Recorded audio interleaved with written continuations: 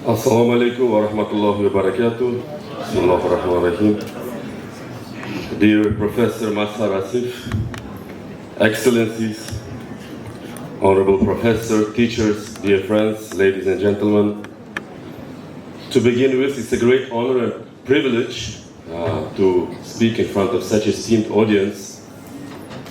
Jamia, Millia, Islamia is a holds great importance to us, to our bilateral relations.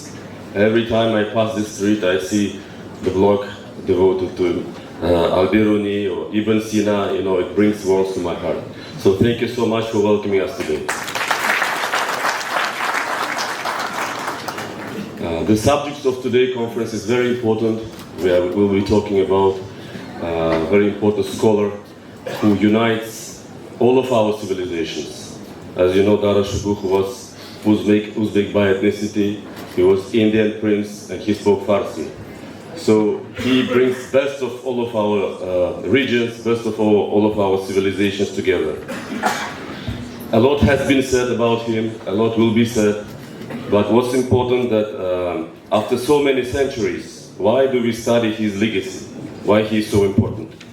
And as my honorable brother, Ambassador of Iran, has said, that he was a person of dignity, he was a person of great knowledge, he was philosopher, and most importantly, he promoted peace and tolerance between all of the interfaith dialogue, peace and tolerance between different religions, different ethnicities. And I think this is the values that we need to promote today, and these values are eternal. And this is one of the main reasons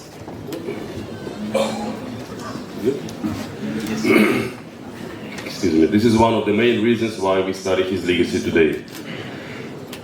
Today's conference is very important to all of us. It's an international conference, and of course we have esteemed audience from this university, of course from the Jawaharlal Nehru University, but on top of that we have many delegations from brotherly countries of Iran, from Tajikistan, Kazakhstan, and of course Uzbekistan. Uzbekistan alone has sent 40 people today, which shows the importance we attach to the great personality of Dara Shukoh, to this subject, and of course to our bilateral relations with India. And I think it's a great platform to discuss in depth the deeds and the achievements of the great prince, who was named by his father, Emperor Shah Jahan. He held the title of Shahi Baland Iqbal, so which means a lot in our language. And as you know, he was very unorthodox.